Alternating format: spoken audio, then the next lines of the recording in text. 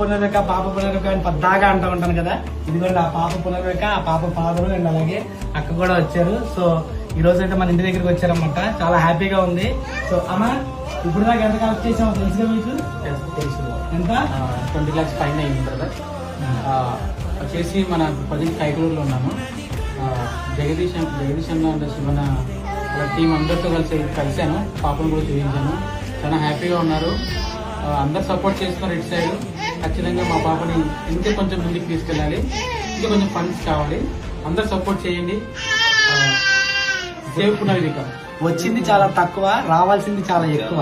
So అందుకే ప్రతి ఒక్కరు ముందుకు వచ్చి హెల్ప్ ప్లీజ్ తల వంచి అడుగుతున్నా. ఇప్పుడు మిమ్మల్ని షేర్ చేయమని అడగల, కామెంట్ పెట్టమని అడగల, ఫాలో కొట్టమని అడగల.